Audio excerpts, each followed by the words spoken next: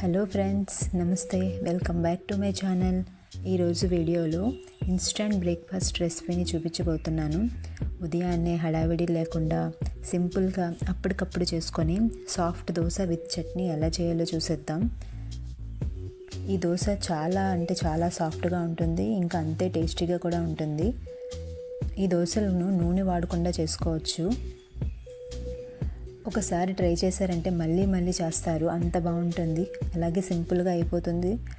మరి లేట్ చేయకుండా instant breakfast రెసిపీని చూసేద్దాం. ముందుగా దోశపిండి ప్రిపరేషన్ కోసం ఒక బౌల్లో 1 కప్పు అటుకులను తీసుకొని బాగా కడిగి తీసుకోవాలి. తర్వాత ఇందులో 1 కప్పు ఉప్మా రవ్వ, అలాగే 1/2 కప్పు పెరుగు, ఇవన్నీ ఏ కప్పుతో అయితే తీసుకున్నామో అదే కప్పుతో 1 కప్పు వాటర్ వేసి బాగా కలిపి అటుకులు రవ్వ నానేంత వరకు ఒక 5 నిమిషాలు పక్కన పెట్టుకోవాలి.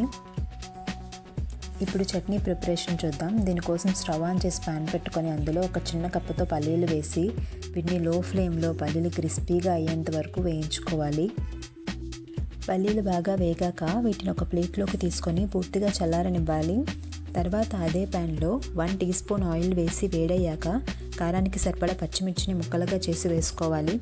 అలాగే ఇందులో 1 టేబుల్ స్పూన్ పుట్నాల పప్పు వేసి వేయించుకోవాలి. ఇవన్నీ వేగాక స్టవ్ ఆఫ్ చేసి పూర్తిగా చల్లారనివ్వాలి.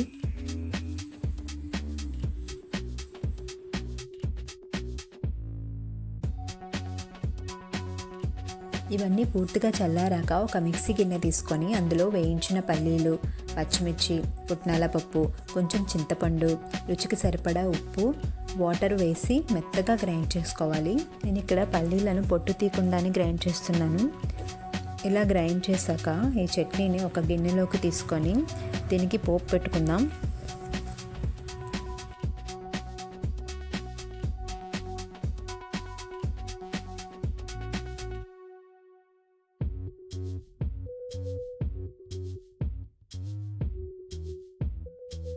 పోపు కోసం స్టవ్ ఆన్ చేసి ప్యాన్ పెట్టుకొని అందులో 1 టేబుల్ స్పూన్ ఆయిల్ వేసి వేడయ్యాక ఆవాలు, జీలకర్ర, మినప్పప్పు, శనగపప్పు, ఎండుమిర్చి, కరివేపాకు వేసి వేయించాలి.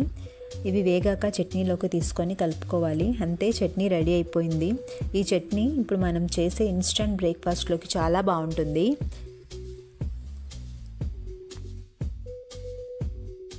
ఇందాక మనం కలిపి పెట్టుకున్న రవ్వ అటుకుల మిక్సీని చెక్ చేసుకుందాం. ఇవి బాగా నానిపోయాయి. ఇప్పుడు వీటిని ఒక మిక్సీ గిన్నెలోకి తీసుకొని సరిపడా వాటర్ వేసి మెత్తగా గ్రైండ్ చేసుకోవాలి.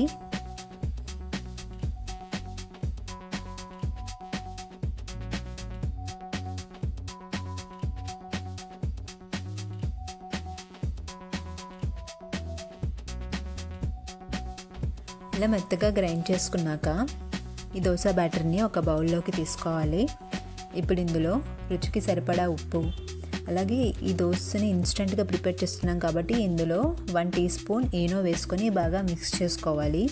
ఈనో లేకపోతే వంట సోడా అయినా వాడుకోవచ్చు. ఇలా ఈనో వేయడం వలన దోశ స్పంజీగా హోల్స్లా చాలా బాగా వస్తాయి. ఇలా ఈ కన్సిస్టెన్సీలో బ్యాటర్ని ప్రిపేర్ చేసుకోవాలి. ఇప్పుడు సాఫ్ట్ దోశని వేసుకుందాం. దీనికోసం స్టవ్ ఆన్ చేసి పెనం పెట్టుకొని బాగా వేడి చేయాలి. ఫస్ట్ దోశ వేసేటప్పుడు పెనానికి లైట్గా ఆయిల్ స్ప్రెడ్ చేసి క్లీన్ చేశాక ఈ బ్యాటర్ని ఒక గరిటెతో వేసుకొని స్ప్రెడ్ చేయకుండా అలాగే వదిలేయాలి. పైన కొంచెం బబుల్స్ వచ్చేంత వరకు మంటను హై ఫ్లేమ్లో పెట్టి ఇలా బబుల్స్ వచ్చాక కవర్ చేసి 1 నిమిషం పాటు మంటని మీడియం ఫ్లేమ్లోనే పెట్టి ఉడికించాలి.